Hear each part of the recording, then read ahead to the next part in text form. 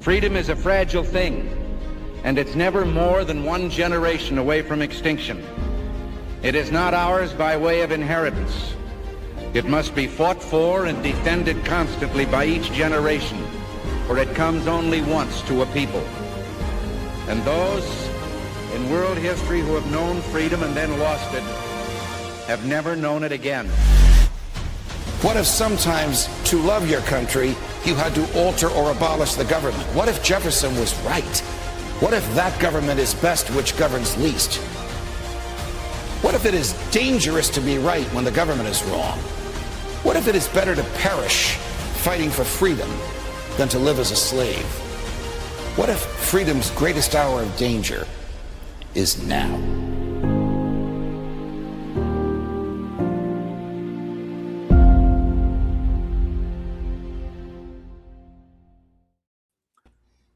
Hi, everyone. Judge Andrew Napolitano here for Judging Freedom. Welcome to this special Saturday afternoon edition of our program. Colonel Douglas Macgregor, thank you very much for giving up your time on a Saturday afternoon to join us in light of the events of the past 24 hours, and welcome here. How can President Trump possibly justify the invasion and takeover of the government of Venezuela in American national security terms?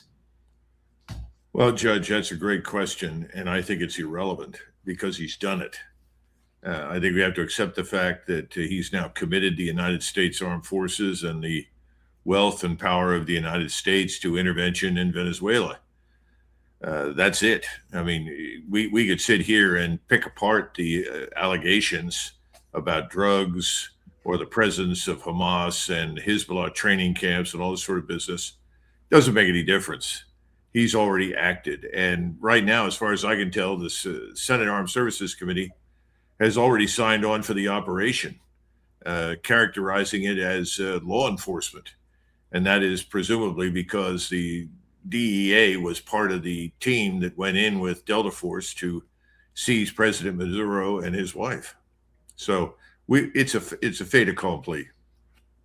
So I guess the neocons have triumphed, notwithstanding everything Donald Trump and his acolytes said during the campaign. Oh, absolutely. I think what we're learning here is that Washington, led by President Trump, is ready to use whatever means it has at its disposal, including military power, to stop the diminishment of U.S. national influence in its bid to manage the sort of decline and dissolution of the so-called post-war liberal order. That's what it all seems to be about. Remember, the rules-based order is effectively gone. Rules-based meaning whatever Washington wants to impose.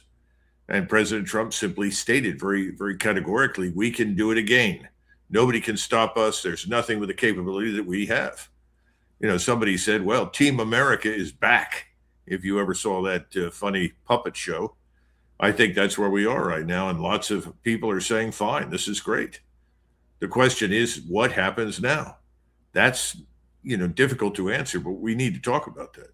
Just before we get into what happens now, I can't resist showing you RFK Jr. and President Trump together at the Republican National Convention 2 summers ago. Watch the look of glee on President Trump's face when Bobby, whom you and I both know, says Trump will end the grip of the neocons on the government. Chris, cut number 9. He also told me that he wanted to end the grip of the neocons on U.S. foreign policy. And don't you want a president who's going to get us out of the wars and who's going to rebuild the middle class in this country?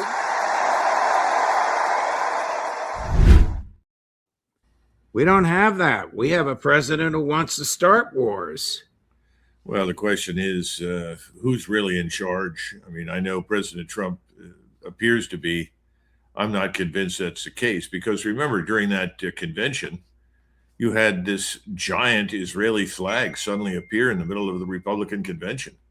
And certainly in my lifetime, perhaps you can remember an example, but I don't know of a single instance where either the Democratic or Republican parties held a convention and hoisted a giant foreign flag at the convention, talking about quote unquote Israel first. I've never heard of that before.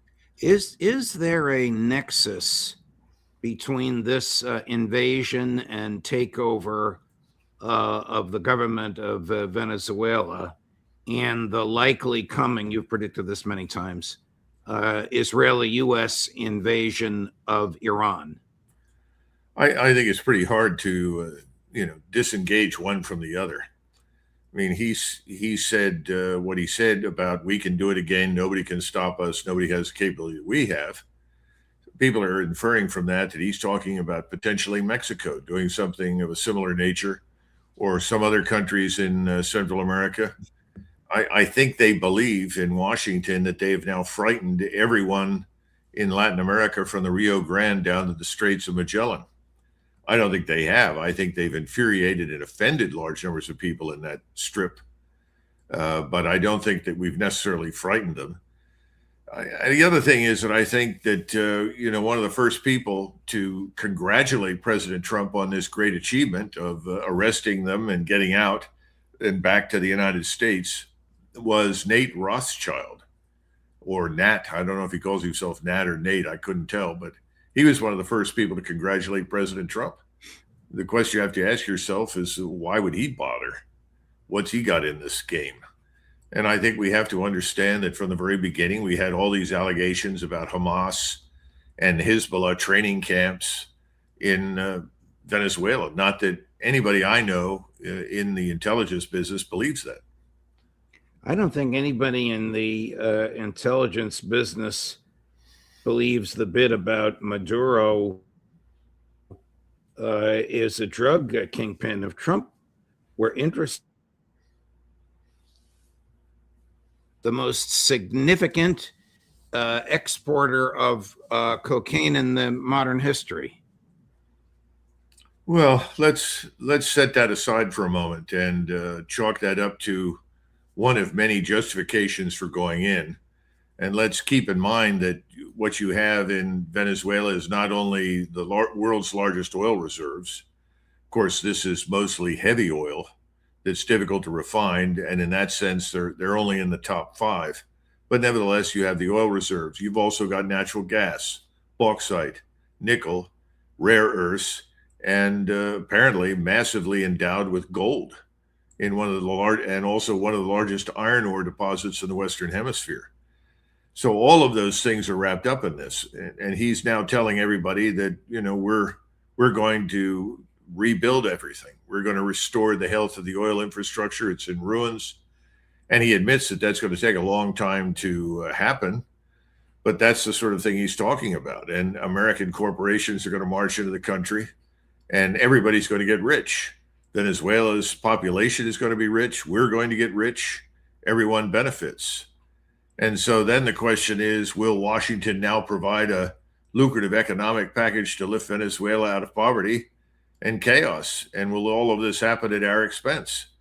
I think it probably will. Remember, Paul Wolfowitz promised that Iraqi oil reserves would pay for the American military intervention in Iraq. How did that work out? The whole thing is a mess, to be frank. I don't see a lot of planning beyond the initial operation, special operations operation, frankly, to go in and extract Maduro and his wife. They say they've talked to the current vice president. The lady who is the vice president is supposedly offered cooperation. We'll see what happens. Does she really speak for the rest of the population of Venezuela? And how are they going to react? None of us really knows at this point. All right, I'm back with you. I had some problem with my computer, but thank you, Colonel, for running the show while I was attempting to solve the problem, which I apparently have solved. How can Marco Rubio and Pete Hegseth become the governors of Venezuela? How can the United States government run the government of another country? Well, I thought that was marvelous when President Trump pointed out that Mrs. Machado, frankly, lacks the political strength to govern the country, which is true, by the way. I was glad to hear him say that. That's been a question from the very beginning. Remove Mrs. Machado, who steps in and takes over? The question is, who will ultimately be installed in power? Well, nobody knows. And so until that happens, presumably, Secretary of State Marco Rubio will simply govern as an American viceroy. I get that impression. I don't think Pete Hegseth is going to be diverted into that because we have the war with Iran looming on the horizon. Operations in Ukraine continue. So what do? I think you turn to Marco Rubio and effectively make him an American viceroy. And if you ask me, well, on whose authority and under what sort of rule, international law, is that possible? I don't think it matters. I mean, again, we've seen demonstrated repeatedly that who cares what international law says? Who cares what the United Nations Security Council says? This president doesn't care, and neither does Congress. So if that's what they're going to do, then that's what will happen. Now, is that going to work out well? I don't know. What is your view of the reaction or the likely reaction in the Kremlin? I think that President Putin, who is a very cautious person, remember he's actually trained as a lawyer. He's very legality oriented in much of his thinking, believe it or not. I think he'll be somewhat surprised, but I think he's going to take the position that if the Americans want to go in there, if they want to sink their national treasury into Venezuela, which is what's going to happen, I think, then we should allow them to do so because his priority is to end the war in Ukraine. I think he's going to accelerate that process. So from his standpoint, this is not a bad thing, particularly since Russia is now actually preparing to fight the Europeans. Now, you and I have talked about that. I don't think the Europeans want to fight him, but the people in power in Berlin, Warsaw, Paris, and London all seem to be interested in pushing war with Russia. So he's preparing for it. And if he has to do that, I think he would prefer to see the U.S. Armed Forces mired in the Southern Caribbean. Was the CIA involved in the attempted assassination or destruction of one of Putin's residences last Sunday? Well, apparently the CIA or a spokesman for them has suggested that they had a role in it, which shocks me. Otherwise, I think it was on the whole a British-run operation on behalf of Zelensky and his friends in Kiev. But did we have something to do with it? Apparently we did. I was shocked today when I listened to the chairman of the Joint Chiefs describe in great detail how this operation was conducted. I don't know why we do that. I'm shocked that we would admit that under any circumstances, but that's where we are. Here's his boss crowing about in a moment of glory about how America is back. I wonder how seasoned veteran military people like you take Secretary Hegseth. Chris, cut number 5. Nicolas Maduro had his chance, just like Iran had their chance, until they didn't and until he didn't. He effed around and he found out. President Trump is deadly serious about stopping the flow of gangs and violence to our country. Deadly serious about stopping the flow of drugs and poison to our people. Deadly serious about getting back the oil that was stolen from us. And deadly serious about reestablishing American deterrence and dominance in the Western Hemisphere. This is about the safety, security, freedom, and prosperity of the American people. This is America first. This is peace through strength. And the United States War Department is proud to help deliver it. Welcome to 2026. And under President Trump, America is back. General Kane should be ashamed to stand there, listen to that nonsense. What does this have to do with safety, security, freedom, and prosperity of the United States? Not much. In fact, I think it probably will weaken our national security. It's going to make it harder for us in the Western Hemisphere. Frankly, Judge, we already dominate the Western Hemisphere. We have for decades, probably at least 200 years. I don't know why anybody questions that. Who is going to challenge us in the Western Hemisphere? It's impossible. So I don't think we had to demonstrate that. But this is a useful distraction in many ways. Long-term consequences for this, I think, are going to be severe. Our position at home has not improved. Our economy is fragile. The financial system is in bad shape. There are all sorts of things happening behind the scenes in Basel, in New York City, and Washington about what are we going to do about this enormous debt load that we're carrying and our inability to preserve it, to keep it, to sustain it. We just can't. So I think we're going to see the bond market go up in flames over the next few weeks. It may happen sooner rather than later. I think we're going to watch the Chinese and others essentially dump all the debt that they own that belongs to us. I think a lot of bad things are going to happen economically. Our standard of living is not rising. Everything is not becoming cheap and affordable overnight. So all those problems at home, and our national social cohesion is at an all-time low. All you had to do was look at this mayor of New York's inauguration. And the one thing that struck me as very, very telling was the absence anywhere of a single American flag. So we've got large numbers of people in this country who are not terribly American. And I'm not just talking about the foreigners that are here legally or illegally. I'm talking about people that even were born here and don't seem to care about the country. I don't see how any of this helps us, but I think in the minds of President Trump and others, this is a short-term win. This is convenient distraction from our failures to achieve any kind of peaceful outcome in Ukraine. It's a distraction from our failure to achieve this supposed ceasefire and peace in Gaza. On the contrary, we all know that that's a facade, that's a fraud. And now we know we're on the road once again to war with Iran. So this is a distraction more than anything else. I don't think in 2 weeks or 3 weeks there'll be a lot of people talking about it, but we'll see. What are you? What are your thoughts about Beijing's reaction to this and its former, I guess it doesn't exist anymore, relationship to the government of Venezuela? Beijing and Moscow both understand something. There really is a strategic advantage when you take on the enemy in your home court. In other words, they're not going to challenge us in the Caribbean. They're not going to challenge us in the Western Hemisphere.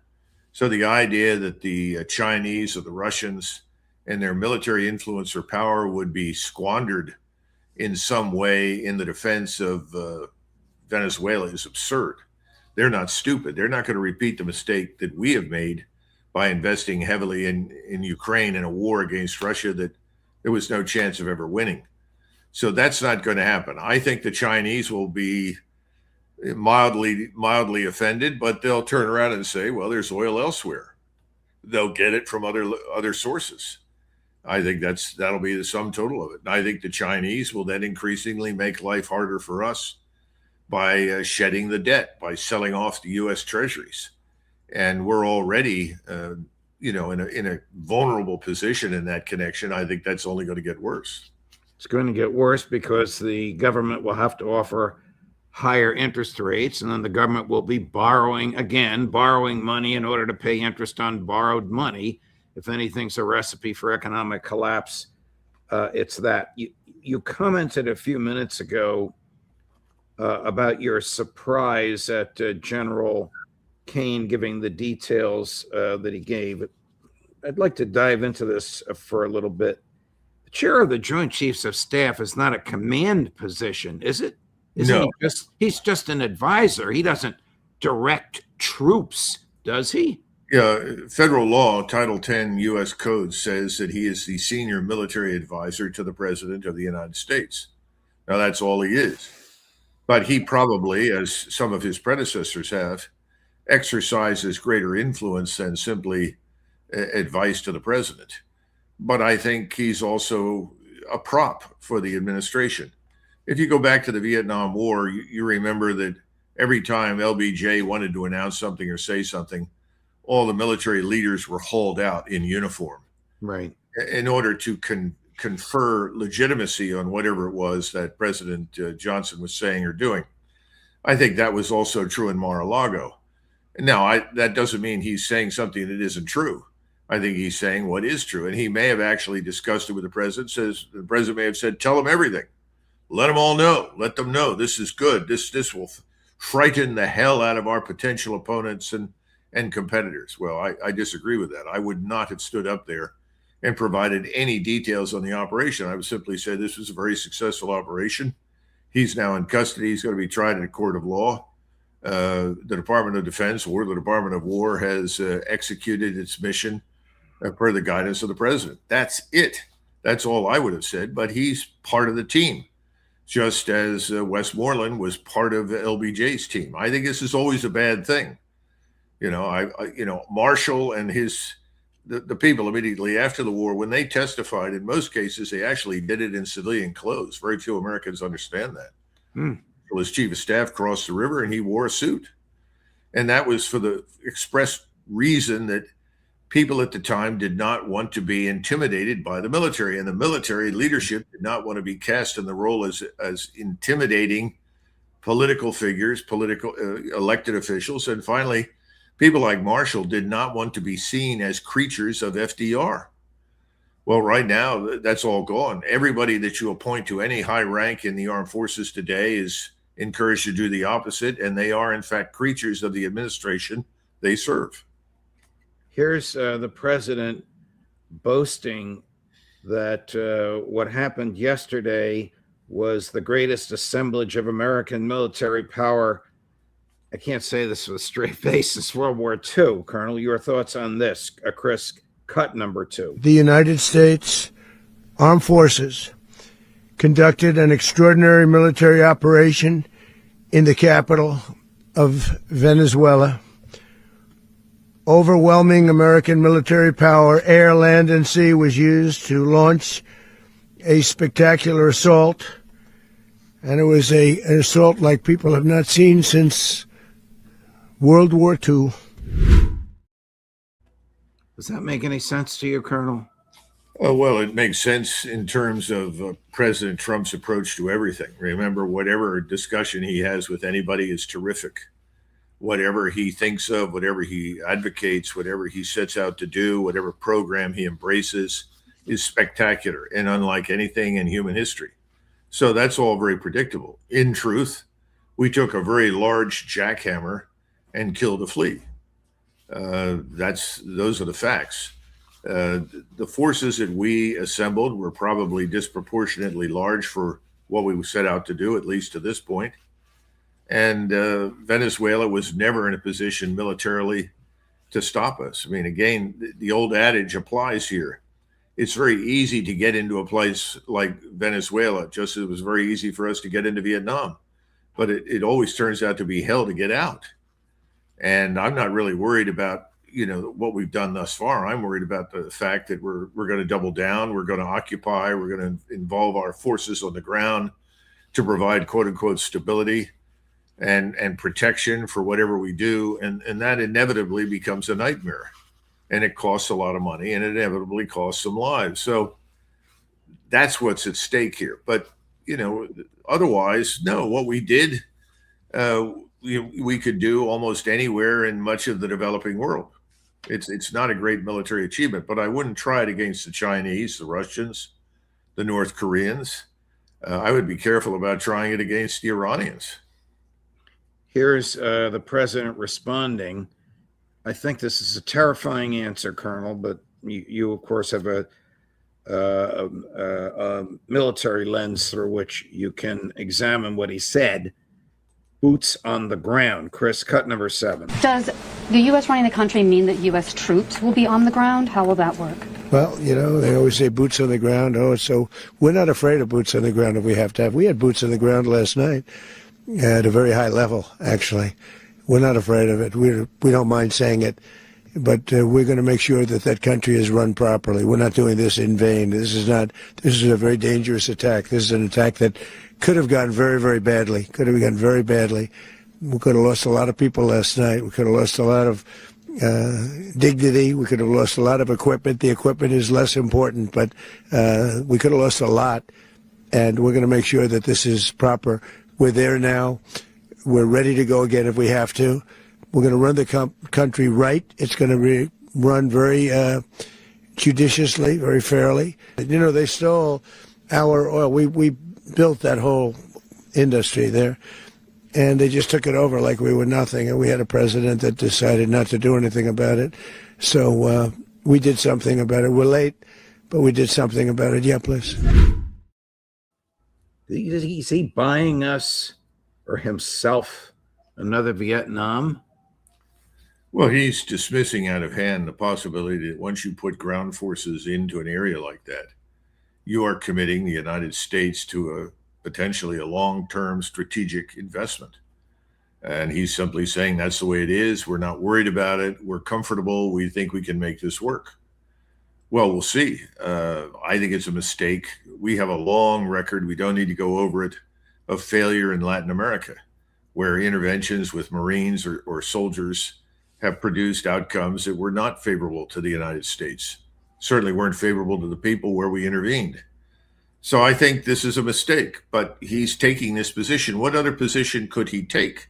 Right. It's very clear that if he turned now and simply said, well, this is victory. We've just spent billions and billions of dollars. We've captured 2 people, Maduro and his wife. They're going to be tried. We're happy with that. We're leaving. Well, that changes nothing. He knows that. So if you're going to change something, if you're there to extract the resources and quote unquote eliminate the drug trade, even though we all know that's modest, if at all, then you've got to put forces on the ground. That's why they assembled all those forces up in Puerto Rico. In previous discussions, I told you that it was my impression, based upon what I was hearing, that the 15,000 troops up there would be used as stability forces. In other words, in Caracas, at airfields, on oil rigs and so forth. In other words, they're trying to preserve the new order, which we've now committed ourselves to create. Now, how's that going to work? What does the flow of resources back to the United States look like? What's the flow of money from the United States into Venezuela look like? What is the end state that we're trying to achieve? I mean, leading cheers for freedom, democracy, human rights. How many times have we heard that? Ask all the people that are dead right now in places like Iraq or Libya, how much they enjoyed, freedom, democracy, and human rights, or Vietnam. Forget it. So, we're going to hear all this stuff. It's all meaningless. At this point, he's committed the United States because he knows he has to. If you're going to go in the ground, if you're going to go into this place, you cannot be a little bit pregnant. Either you go in and get it done or you don't. My point from the very beginning, and many others who have looked at this, is very simple. You're not going to get anything out of this. Right. It's not going to work. A lot of my legal colleagues have been defending this as nothing more than an effort to capture a fugitive from justice and bring him before the court in front of which he was indicted. And it may have seemed that way last night. Now we know it's an invasion and the takeover of a government, all without lawful authority and all without any consent to the Congress. Was there a great debate in the Congress over the weekend? Did I miss something? No, absolutely not. And, when we talk about Washington, D.C., we refer to it now as Washington donor controlled.